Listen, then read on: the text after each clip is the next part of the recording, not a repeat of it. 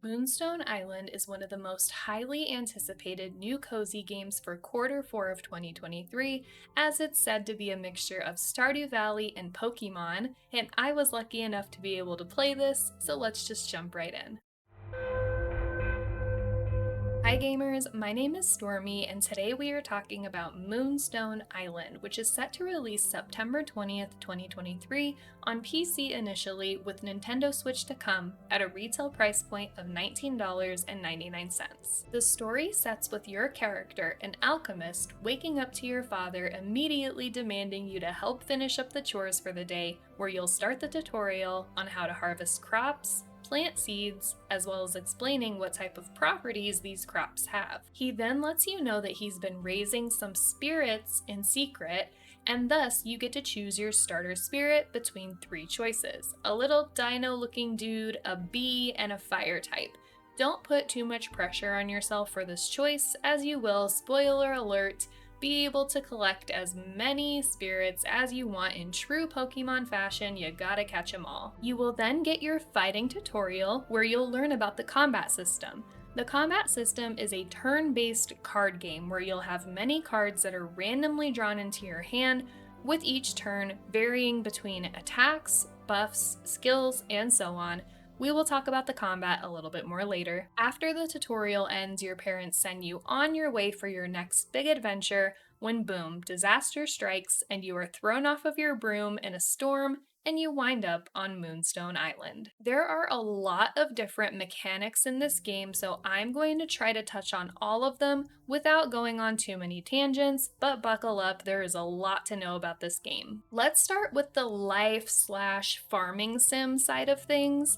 In my opinion, after playing through this game, it definitely does not feel like that is the main focus of the game. Sure, you can absolutely plant and water your crops, which do have benefits, don't get me wrong, but this game has over 1,000 islands to be explored, and throughout my time playing, I found myself highly focused on the many other things on your plate aside from just watering your crops. The resources are also plentiful, and once you have your selling crate, the money just kind of pours in. Like, I never had a moment in this game where I was concerned about money. So again, the farming isn't exactly necessary because you will find 20 to 30 of that same resource that you would grow just as you wander around these different islands. The way you travel between all the different islands is flying.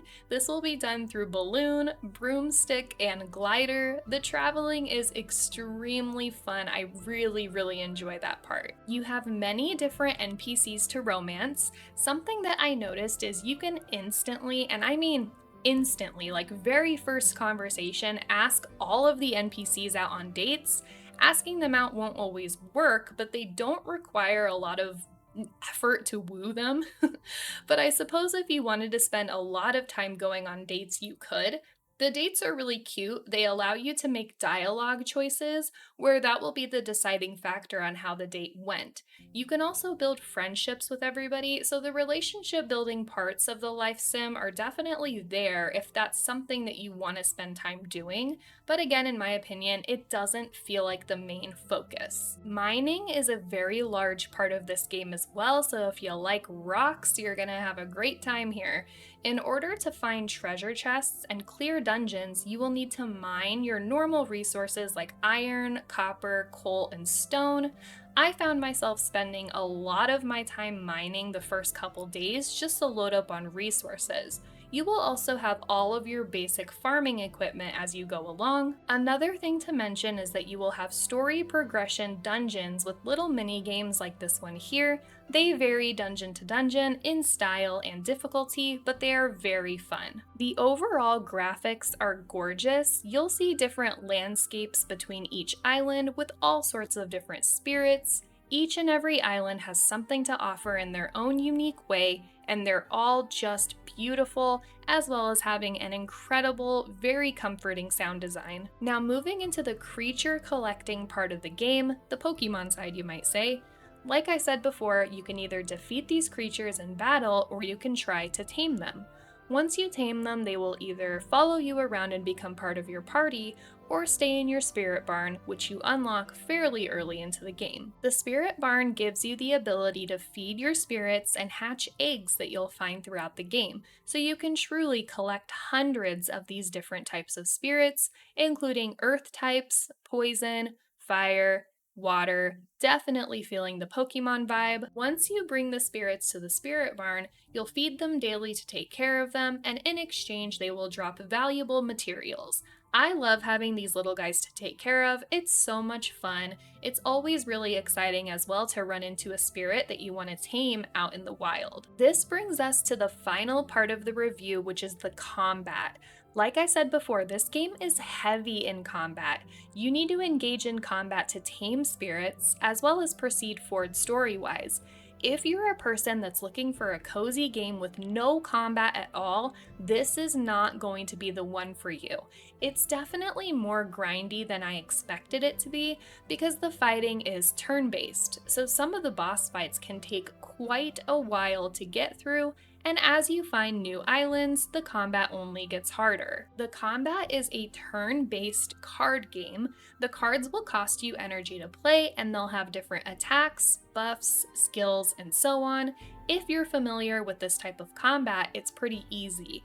I am a person who has played Magic the Gathering, Hearthstones, Shadowverse, and I did not struggle with this combat at all, but it is still very engaging, even for somebody with a lot of experience. You will have the option to win the battle by defeating the spirit, or you can tame them where they will become part of your party. When you decide to tame and collect the spirit, you will be able to level them up with armor, speed, vitality, and power. And this is just scratching the surface of what you need to know about Moonstone Island. Is the game a little bit grindy? Yes. But does the game have a lot to offer with story, characters, and several different mechanics? Absolutely. You will never get bored with this game. I truly do believe this game lived up to the hype. The environments are gorgeous, traveling is super fun, the NPCs are adorable, and it's extremely satisfying to be able to tame as many spirits as I want. To be perfectly honest, like I said, this is just scratching the surface on what this game has to offer. I highly recommend this one if you're a cozy fan in need of a bit of a challenge. Let me know in the comments down below if you're planning on picking this game up. For me, I would say it's definitely worth the price point. Even though it did take some time for me to kind of understand what I was doing in this game, I will absolutely continue to play it, and I will go as far to say that this could be the next Stardew Valley. As always, thank you so much for the support. Please don't forget to like and subscribe if you enjoyed your time here, and I will see you all in the next video. Bye!